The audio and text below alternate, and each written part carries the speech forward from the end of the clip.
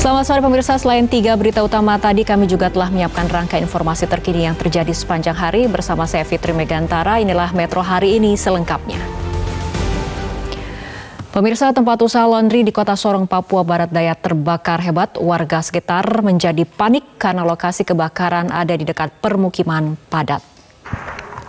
Rumah duka Pratu Miftahul Arifin, anggota TNI yang gugur di Papua asal Pacitan, Jawa Timur, terus didatangi oleh para pelayat. Pihak keluarga masih menanti kedatangan jenazah yang proses evakuasi jenazahnya masih terus diupayakan oleh tim gabungan TNI Polri. Pemirsa, penyerangan yang dilakukan oleh kelompok kriminal bersenjata terhadap pasukan TNI di Kabupaten Nduga membuat Panglima TNI geram. Panglima memerintahkan personilnya untuk mengambil tindakan tegas dan jangan ragu-ragu demi menjaga kedaulatan NKRI di bumi Papua. Terdakwa AG mengajukan permohonan banding atas vonis 3,5. Pemirsa, terdakwa anak AG mengajukan permohonan banding atas vonis 3,5 tahun penjara atas kasus penganiayaan David Ozora. Upaya hukum banding diajukan langsung oleh penasihat hukum AG ke PN Jakarta Selatan hari ini. Banding.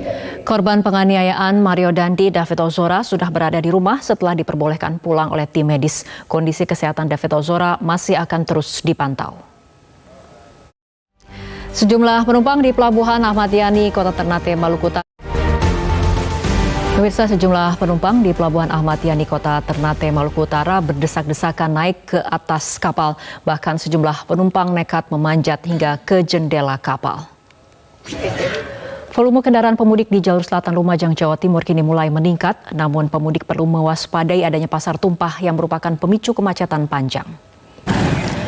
Sore ini stasiun Pasar Senen Jakarta terpantau ramai. Masyarakat terus berdatangan untuk mudik ke kampung halaman ke berbagai kota tujuan. Selain di stasiun Pasar Senen, volume kendaraan yang melintasi gerbang tol Jakarta Cikampek juga semakin ramai. Dan untuk informasi selengkapnya dan terkini, telah ada rekan Aris Setia yang akan melaporkan langsung dari stasiun Pasar Senen dan Valeri Budianto dari gerbang tol Cikatama. Kita akan ke stasiun. Pemirsa, euforia warga pulang kampung mulai terlihat di jalur mudik Kalimalang, Kota Bekasi, Jawa Barat. Selain menggunakan mobil pribadi dan sepeda motor, roda 3 bajai pun menjadi alternatif transportasi bagi pemudik menuju kampung halamannya.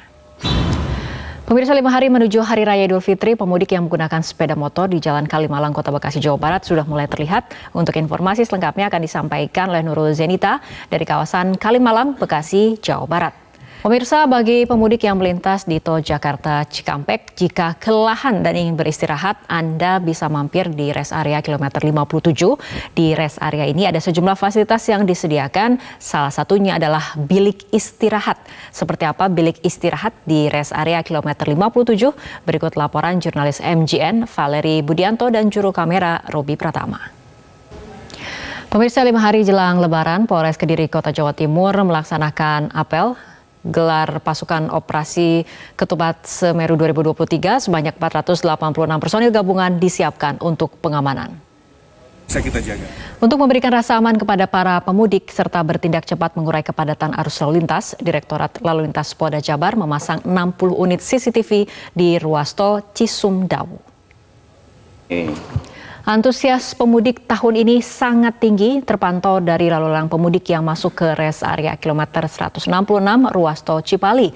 Uniknya tidak hanya membawa barang bawaan pada umumnya, tapi ada juga yang membawa ayam peliharaan dan tabung gas LPG. Untuk mengetahui informasi tersebut, telah bersama kami jurnalis MGN Arbida Donosmito dan juru kamera Widiarto.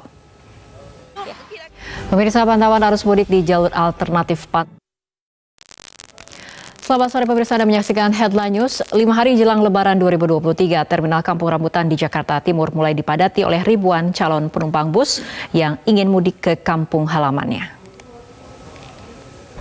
Kendaraan roda 2 mulai meramaikan jalur alternatif Pantura, Jawa Barat, terutama di Simpang 3 Tugu UKS di Indramayu, Jawa Barat. Informasi selengkapnya akan disampaikan oleh jurnalis MGN Jose Niko langsung dari kawasan Simpang 3 Tugu UKS Indramayu. Demikian Headline News untuk kali ini. Tetaplah bersama kami. Metro Hari Ini akan segera kembali untuk Anda sesaat lagi. Pemirsa, KPK menggeledah ruang kerja Wali Kota Bandung dan Wakil Wali Kota Bandung Senin siang. Penggeledahan dilakukan setelah Wali Kota Bandung ditetapkan sebagai tersangka kasus suap terkait pengadaan barang dan jasa. Alih-alih melakukan rekayasa lalu lintas, kemacetan justru terjadi di persimpangan sekitar Pasar Santa, Jakarta Selatan. Rekayasa lalu lintas menyebabkan kemacetan parah di sejumlah ruas jalan. Sejumlah penumpang di Pelabuhan Ahmad Yani, Kota Ternate, Maluku Utara berdesak-desakan naik ke atas kapal. Bahkan sejumlah penumpang nekat memanjat hingga ke jendela kapal. Hari ini Panglima TNI Laksamana TNI Yudo Margono tiba di Papua pasca penyerangan prajurit TNI oleh KKB Papua di Nduga, Papua Pegunungan.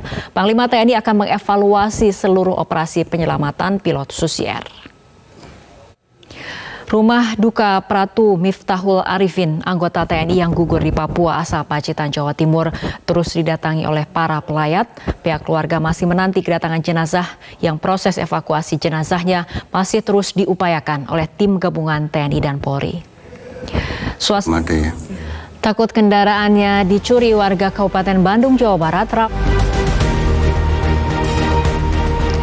Pemirsa, takut kendaraannya dicuri, warga Kabupaten Bandung, Jawa Barat ramai-ramai menitipkan kendaraannya di Mapolresta Bandung. Kini warga tidak perlu khawatir meninggalkan kendaraannya saat melakukan perjalanan mudik. Pemirsa, demikian rangkaian berita dalam Metro hari ini. Tetaplah bersama kami, program Monitor Mudik akan hadir sesaat lagi.